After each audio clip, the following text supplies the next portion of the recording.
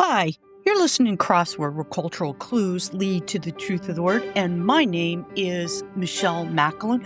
Okay, so I've done two books about hope. My last episode was by Dorian Linsky, Everything Must Go, The Stories We Tell About the End of the World.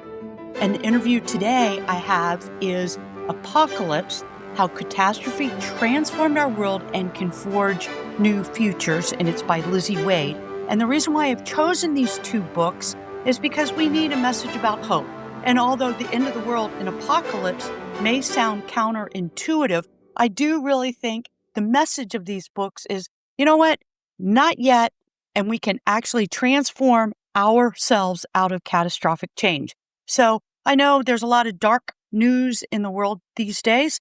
And I hopefully, with these books and listening to these interviews, that you can see that, you know what? I think Pope John Paul II's words of advice, be not afraid, coming from Jesus Christ our Lord, I think that is words that we can use both in a religious context and a secular context.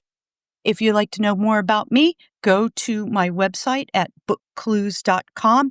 And happy reading, happy listening, keep talking to each other. God bless. Welcome. We have a very interesting book. I know I always say very interesting book, but I tell you, all my books are like, who's my favorite child? But this is a very good book. It is called Apocalypse, How Catastrophe Transformed Our World and Can Forge New Futures. And it's written by Lizzie Wade. Miss Wade is a contributing correspondent for Science, focusing on archaeology and anthropology. Her writing has appeared in Wired, the New York Times, Archaeology, Aeon, Slate, and among many others. And she's actually coming to me from Mexico City. She's a native of Los Angeles, and I think this is the first time I've ever interviewed anybody from Mexico. So I'm really happy about that. Welcome, Well, Lizzie. thank you so much. It's a delight to be here. Oh, well, we're delighted to have you. Okay, so this book is actually, it has a lot of different strands, but one of the things that I found really fascinating about this book was archaeology and how archaeology is used. And actually, archaeology is kind of the backbone of the book. What is archaeology? Can you explain that? Great question. Yeah, I think a lot of us learn about archaeology from Indiana Jones and, you know, yeah, mostly Indiana Jones, right? Right, sure. Yeah. Fun stuff. Maybe like Tutankhamun's tomb. That's where I learned about archaeology, I think, was Tutankhamun's tomb. And so basically archaeology is a study of past societies through particularly the material culture they left behind, which simply means the stuff. So everything people owned and used and made. Often, like architecture can fit into that definition too. We really think of artifacts. Yeah, it's a study of cultures, mostly past cultures, although you can apply it in interesting ways to cultures that are within the last few decades, even, or current cultures today. Like there's some really interesting work that applies kind of archaeological analysis to the International Space Station, for example, kind of seeing how space is organized and how the things in our lives present our lives and also influence our lives in turn. It really made me think, having reported on archaeology for so long, really makes me think about all the stuff I own differently and what you could learn from it if you were looking at it 500 years in the future. Oh, absolutely. And you brought up a point where archaeologists have looked at COVID now Yes. and what was the material left behind COVID. And it's funny because I've thought about that because you still see the signs, keep your distance, right? Wash your hands, all of those. Keep washing your hands, folks. But all of these signs that are now kind of quaint at this period. And that really is, I mean, that's a trace of who we were and who we are and what we went through. Thought a lot about especially when rapid tests started to come out and become available, like 2021, for me anyway. I just thought so much about like the layer of those little plastic rectangles that archaeologists are going to find. It's like almost going to be as diagnostic as a volcanic eruption. Those things appear and you're like, oh, it's 2021. Oh, that's interesting. Yeah, yeah, you still see a lot of masks, just Yeah. like as detritus around I mean, it's just, Yeah. it's crazy. It really Yeah. is. And because so much is made of plastic, it's going to last for a long time. So future archaeologists are definitely going to find it. A millennium, right? Okay, so let's get to the word that I find very interesting too, is apocalypse. Because you're right, embracing doesn't mean resigning ourselves to the worst case scenario or giving up the idea of progress. Destruction can be a gateway to that progress. So, what is an apocalypse? Great question. You think it's had so many definitions over millennia. It has so many different definitions for us today. But when I was sort of developing the idea of the book, I wanted a word that went beyond disaster or even catastrophe, which is in the subtitle. An idea that of intertwining or ongoing problems, crises. That was a word that came up for me a lot, especially going into COVID, which is when I started writing the book really in earnest. And I also love this sense of the word that comes from the ancient Greek that means kind of revelation or unveiling, and sort of this moment where you can see truths that were previously hidden to you, often because of what the disaster has revealed.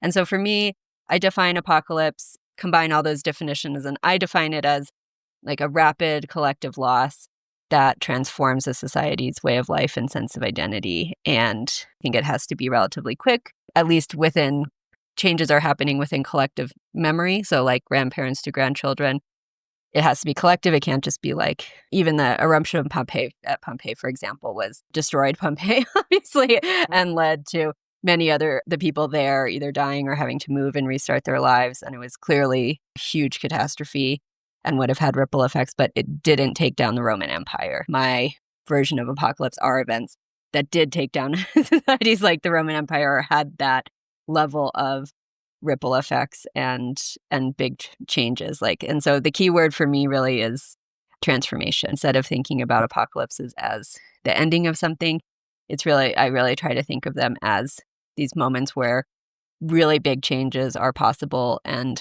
often necessary. Let me ask you a question. Could artificial intelligence, as its onset, could that be apocalyptic? So, can technological change in itself be apocalyptic? Does apocalypse have to be catastrophic? Let's put it that way. I think no. I think it doesn't have to be catastrophic. Or a lot of things in my book, we interpret them as catastrophic, looking back on them in the archaeological record, because we can see these big changes and losses and political realignments, for example, and we interpret that as, yeah, something was lost or ended. But I think examining different kinds of archaeological evidence, especially from more regular people, often reveals that these events weren't necessarily catastrophes, or they weren't catastrophes for everyone. But I thought about artificial intelligence. I think we're too early in the process to really, for me to feel comfortable making any predictions, like especially since I spend so much time thinking about the past. And I also think a lot of these apocalypses I say they have to be fast, but I also think it's a little hard to tell when you're living through one, especially at the beginning. And because these changes, you're not sure if they're going to last, you're not sure. Feeling of like dislocation and uncertainty, I think is really a hallmark of the beginning of apocalypses, but it also kind of can obscure our own sense that we actually know what's going on. And I think it's totally Sure. possible that artificial intelligence will fall into that category, but I think it's too soon for me to feel comfortable saying if it is or not.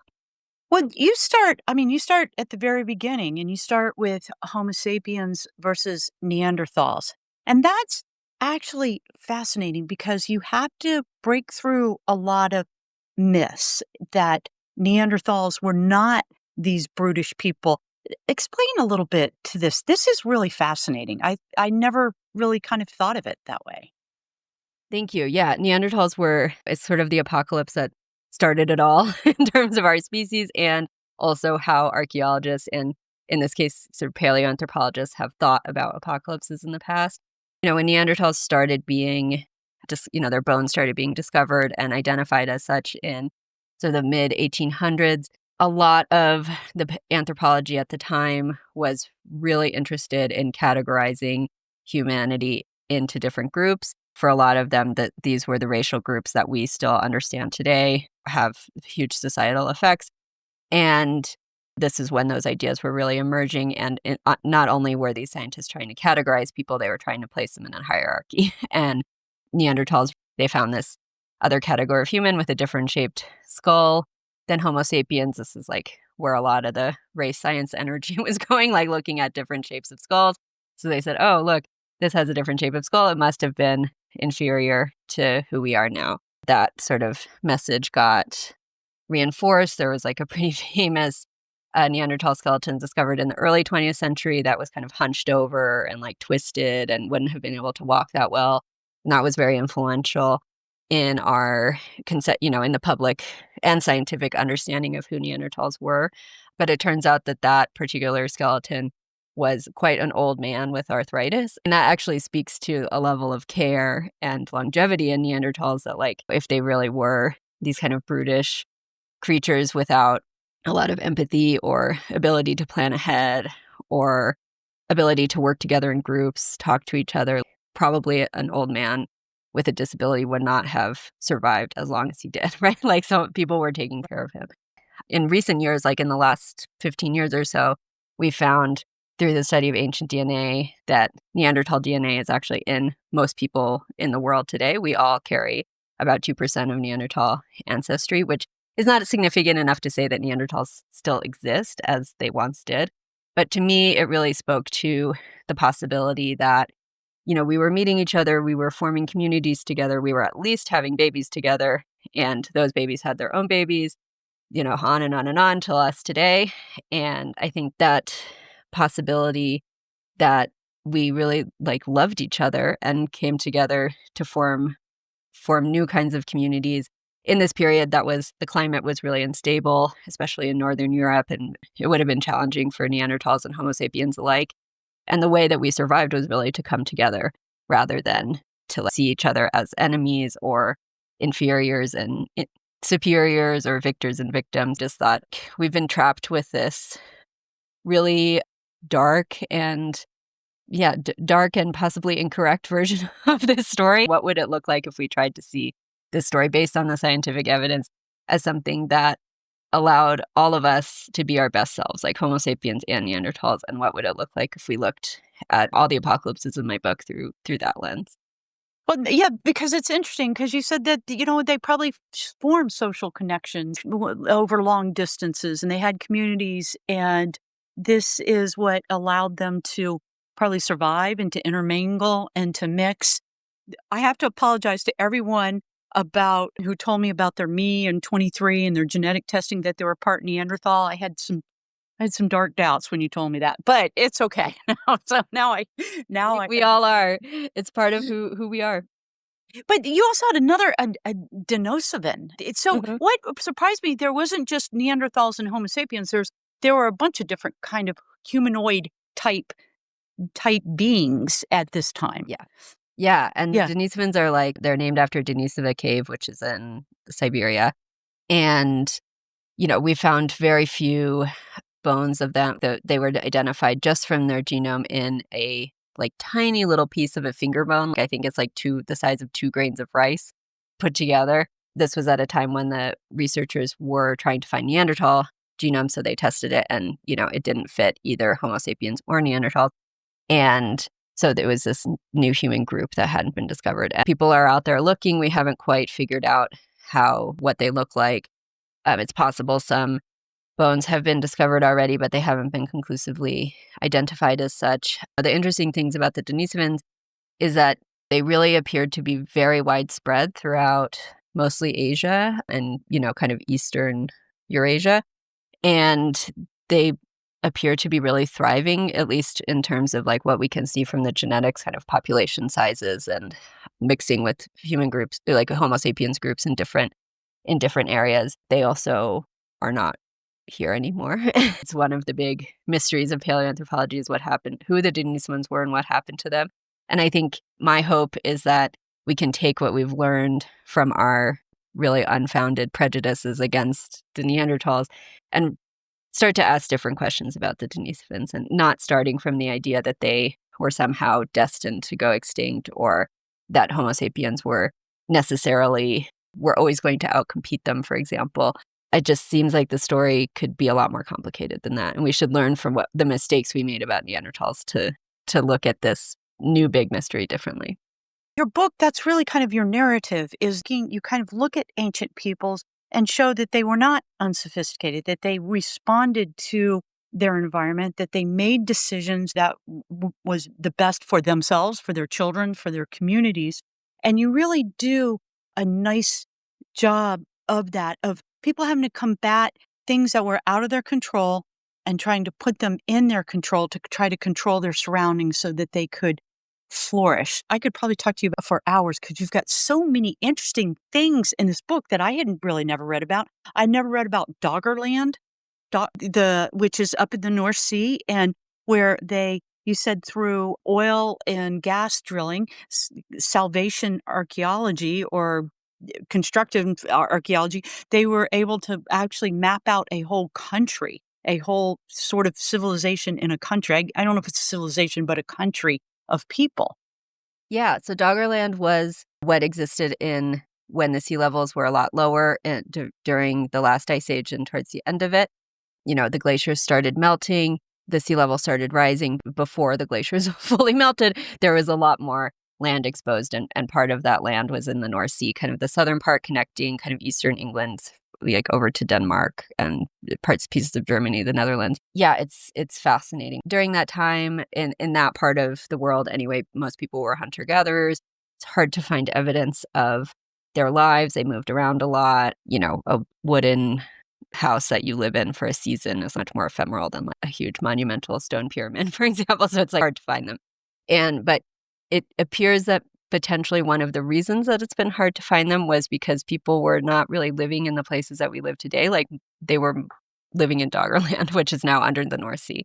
And that's because the very process of sea level rise would have created this amazing environment of wetlands and lakes and rivers and coasts. And it was very dynamic, which obviously led to it disappearing eventually. The sea level did rise enough that it disappeared. In the 2,000 years or so that it existed, it was just an amazing place to live, I think. And people could really adapt even to the changing environments and sort of how they remembered old places and how they related to the rising sea itself. There are only beginning to be hints of these cultural adaptations because it is so hard to do the archaeology. It is hard to find these traces and hard to understand the culture of Doggerland because it is underwater. So the archaeology is really challenging. So you have to Right. You either have to do coring, which you have to be very sure where you're going to go and what might be an interesting place to try to get sediment up from the seafloor. Or you can also rely on, especially in the Netherlands, there's been a lot of, in response to sea level rise today, they've been dredging up sediment from under the sea and like using it to sort of extend beaches and dry land. And so in that sediment, you can find things, although it's all mixed up. But yeah, it's a fascinating place. And I think it's really, it could hold a lot of clues to how people in the past reacted to an apocalypse that's really similar, in fact, exactly the same as one of the ones we're facing today. That's interesting because we have climate change today. And I mean, this is in the face of what people had to do when the climate changed, when what they understood was their reality, and that reality started to change, and how people made those changes. But as you say, not all the changes were bad. And you lay out a beautiful story with Egypt, with the Middle Kingdom of Egypt. I think it was the Middle Kingdom, The old kingdom, actually. the Old Kingdom, Yeah. how actually it wasn't for the worse. It was actually maybe for the better of people's lives that the old god king fell and communities were able to come up. And this was all in response to environmental change, which I think is really interesting. Yeah, so there was a very devastating drought. Ancient Egypt depended on these Nile floods every year, and it made the river valley along the Nile like extremely fertile. You could produce these huge surpluses of wheat and barley, which, made like basically a state formation that could tax those surpluses and sort of concentrate resources and redistribute it in various ways. And, the kind of balance and unification was the driving ideological force behind the Old Kingdom, as far as we can tell from the documents and also from the monuments they built. I think a quarter of the Old Kingdom's economy was supported at any given time by building monuments like the pyramids. I mean, they were huge state projects that depended on amazing coordination of people and resources. But kind of the reason behind that and the price of that was this really strict social and economic hierarchy.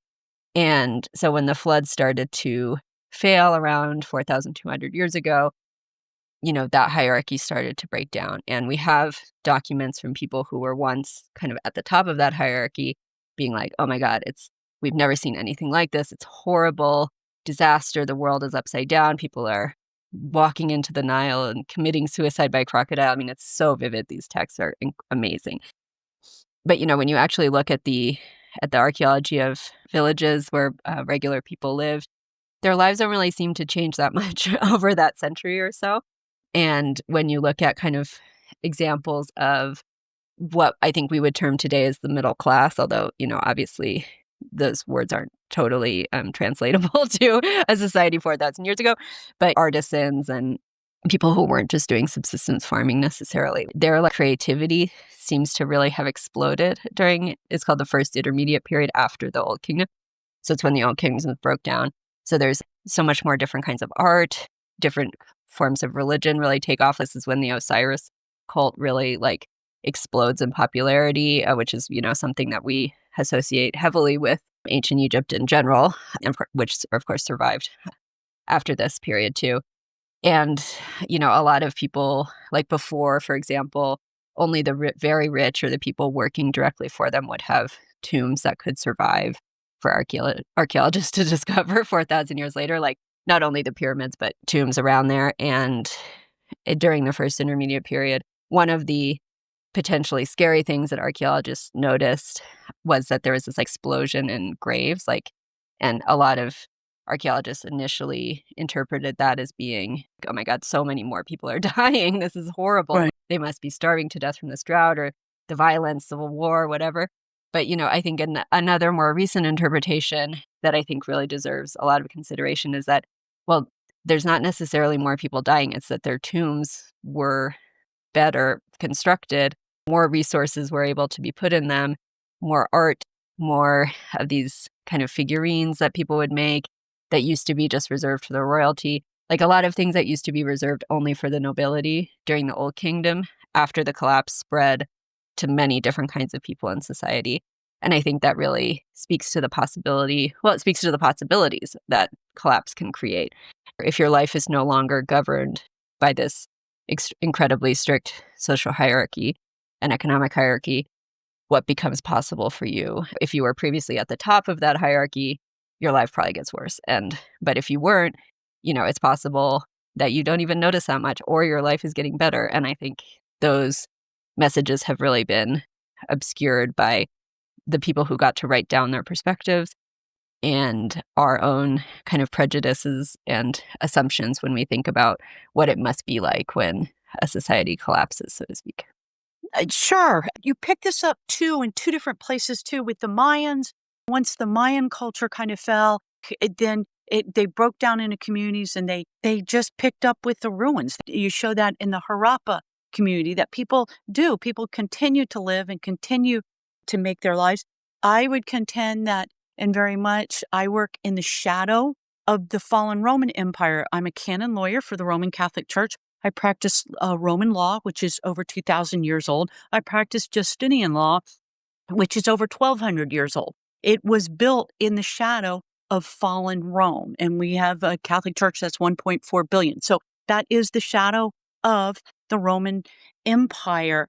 But there were people that didn't do well, and you showed that with the plague, the bubonic plague. And that is really interesting. That it hit, 1340s in England, in Europe, basically, but they didn't really do well with it. No. So the Black Death was, even having lived through something like COVID, which was obviously a huge beyond my comprehension before we lived through it, even the Black Death even remains beyond what I feel like I can imagine. It was so devastating, so quick. It arrives in Europe around 1348, 1347 earliest. And then by 1351, half of Europe is dead. That's a staggering amount of loss in a really short period of time. But when people were writing about the Black Death at the time, which we have a lot of documents from, again, sort of people in specific social positions, like people in monasteries, people, various governments. But we have a lot of accounts, and people were saying like, oh my God, it's worse than Noah's flood. At least that left that family alive. It's just unbelievably catastrophic. And the people at the time sort of experienced it as, that it didn't discriminate. It hit everyone equally. Everyone was at equal risk. But when we look at it through the bones of the people who died and, modern statistics, all these different kinds of scientific analysis that archaeologists can do, they can see that the people who were already at risk through challenges early in their life, like malnutrition, different kinds of physiological stresses, which at the time and even now today are mostly associated with poverty and inequality, like the society that the Black Death hit, especially in England. Well, it was all feudal societies, which are inherently extremely unequal. And then historians and archaeologists can see that in the decades leading up to the Black Death in England, inequality really increased through like various, climate changes that maybe weren't as dramatic as Egypt, but did make farming more difficult. And the political structure was designed to exploit and intensify that inequality instead of ameliorating it in any way. And so you get the Black Death hitting a society that's already really stratified. Some people have a lot of resources and power, and most people don't, and Right, it sure. does seem to be those people who had less or had suffered from poverty and its physiological effects going into the Black Death who seem to have been hit the hardest when the plague arrived. I think this actually it bodes as a warning. There are things that we need to pay attention to here after coming up from COVID. You said that they really didn't change their society. They didn't learn from it. They stayed the same rigid structure. So, I hate to keep bringing up that old dragon COVID, but you look at it, we're only 5 years out. And I think in many ways, we are still reeling economically, socially, politically, culturally. We are still reeling from the effects of COVID that wasn't it was deadly for some of the population, but wasn't as massively deadly as the Spanish flu or the bubonic plague, thank goodness. Are we making the same mistakes? I couldn't help but wondering that when I was reading your book. Yeah, the resonances are overwhelming. I mean, reading these documents from, the English Parliament, it was 40 years later, they were still passing laws trying to get people to go back to work for the wages of 1347, 1348 before the Black Death struck. Because, of course, what happens after the Black Death, you have these devastating losses that really hit, what we would consider the working class much harder. But it happens so quickly. And then after that, there's almost no one left to do the work that society really depends on. And this, of course, made me think of essential workers and what kind of work really keeps a society going and how Right, do we yeah. value those people or not. Immediately after the plague, there was almost no one left to do the work of harvesting the fields, taking care of the animals, maintaining these manners systems that the wealthy depended on. And again, you get these people writing about how, oh my God, society's turned upside down. The social order that we depended on is fracturing. But, through those cracks in those documents, considering who is writing them, and also by looking at the bioarchaeology, the skeletons of the people who died after the Black Death, people did appear to be healthier in the generations after. Like regular people lived longer. They were taller, things like signs of health that you can see in bones. They had fewer of these markers of poverty on their skeletons than the people who died before the Black Death or during the Black Death. And not to minimize the absolute horror of the Black Death for everyone, and especially the people lower on the social and economic ladder who certainly experienced they don't have the same words for psychological trauma that we do, but you can sort of see hints of that in the documents too. I mean, it's just imagining that's probably the most stereotypically apocalyptic Right. apocalypse that we've ever experienced, and imagining it is horrifying. But again, it creates these openings in a society that once seemed really rigid, and the people who are sort of devoted to preserving that rigidity and preserving the way things were before, they're passing laws trying to do that, for literal decades, like 40 years, which at the time would have been at least 2 generations. And Right. So they're still trying to tamp down the possibilities and opportunities that the plague unleashed. And I think reading that and thinking about how much our world has changed in the last 5 years, I just don't think we're anywhere close to the end of COVID's story and understanding what has done to us and what the long-term effects are going to be. I think it's a little simplistic to call these things positive or negative. It's complicated, and like everything, there's just new trajectories in societies that are completely unpredictable before these events, and some people benefit and some people lose. And predicting who those people are going to be in any apocalypse is difficult. And I think that's the power of archaeology, is that they can really see the whole story. They can see centuries after an apocalyptic event and see how these ripple effects and collisions and shocks to the system really play out. I wonder what that is going to look like for COVID. And I think it's possible that it's only the archaeologists who are going to be really able to tell. Like, we'll never fully understand what it did to us. And it's only the archaeologists looking back at it that will fully be able to see those societal effects. Yeah. I agree with you. I'm waiting for someone to come out. I mean, and there's a couple books now out about basically who shot John, what we did right or what we did wrong. But I'm really interested in seeing if someone writing about actually the social effects that is had on education. And I mean, every facet of our lives, it really has. And I think we're still living through it. Now, one of the things that I realized in reading your book is that you have to read history with a wizened eye. You have to understand whose narrative you are reading. I understand that. I'm a history buff and I'm always trying to look at that angle.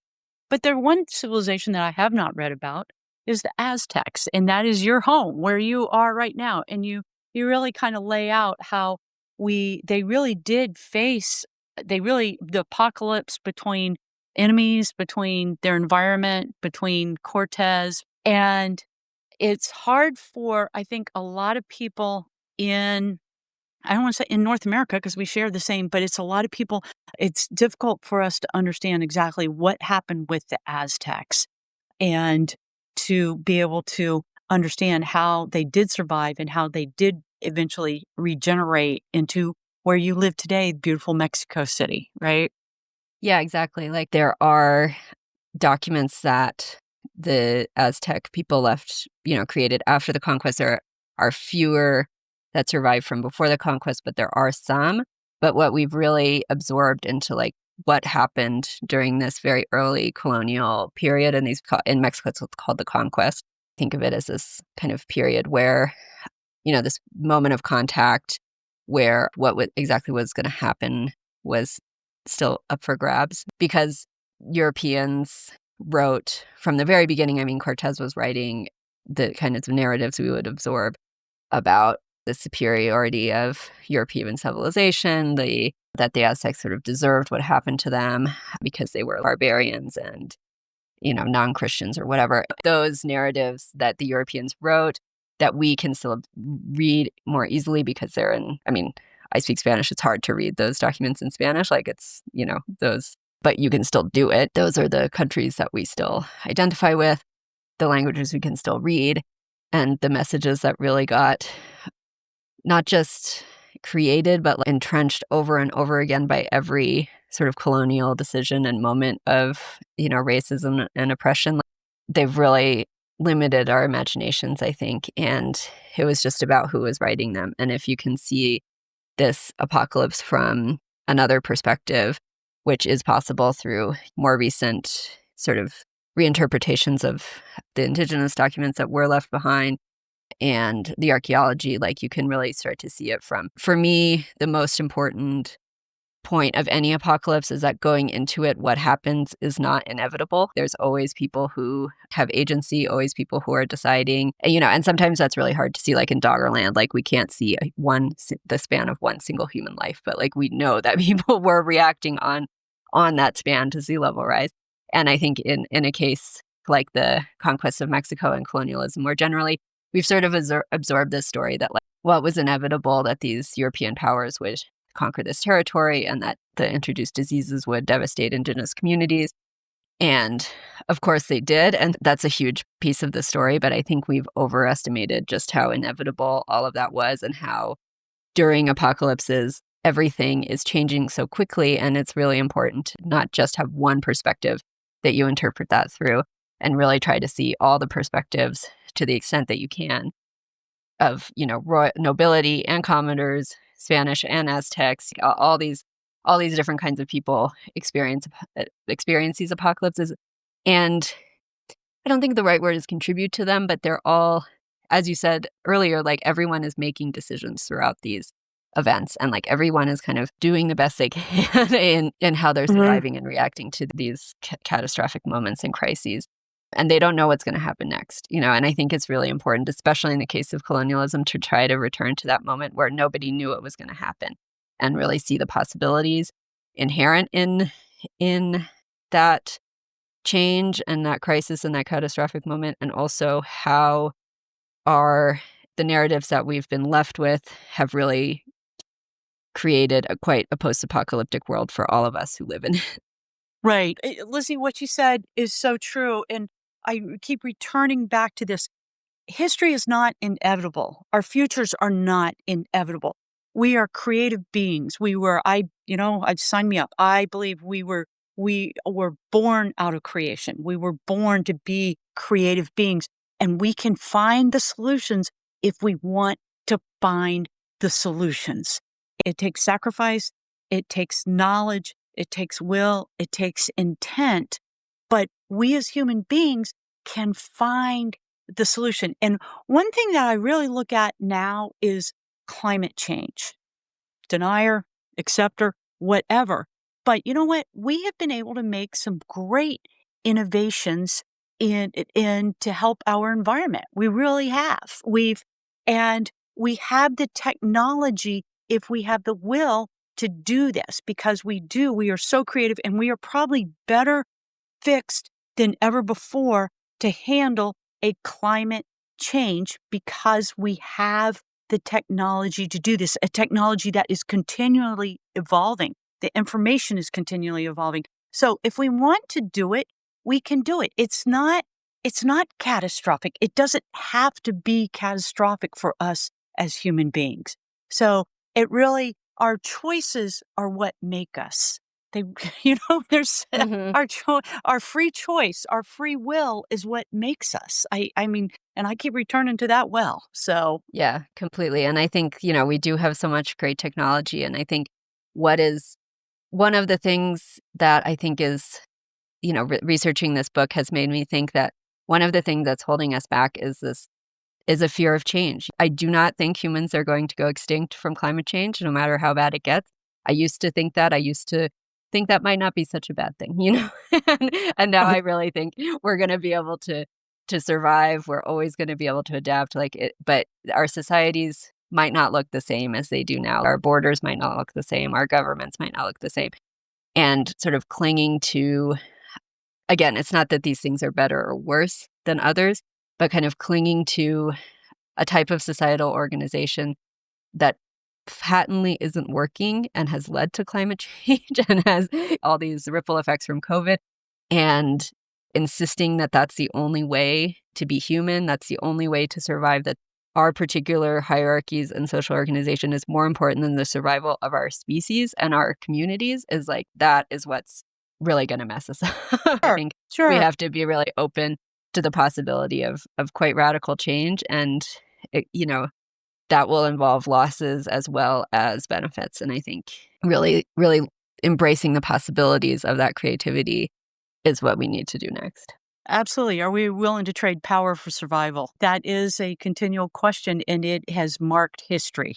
So, Lizzie Wade, to the listeners, I think this is a great book. It's a great discussion. It would be a great book club read, especially one that had maybe both men and women in it. It brings up so many great nuggets that I didn't really have never paid attention. The Harappa civilization, the Indus civilization, one of the most mysterious civilizations in the world. It's a great conversation books, and I cannot encourage people enough. You can find Lizzie Wade on her website at LizzieWade, right, .com, LizzieWade.com. and LizzieWade.com. And this is actually a Harper imprint, right? Harper Collins imprint, so Harper Books.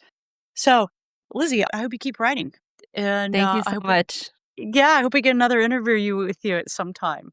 This was wonderful. Thank you so much, Michelle. Thank you, Lizzie.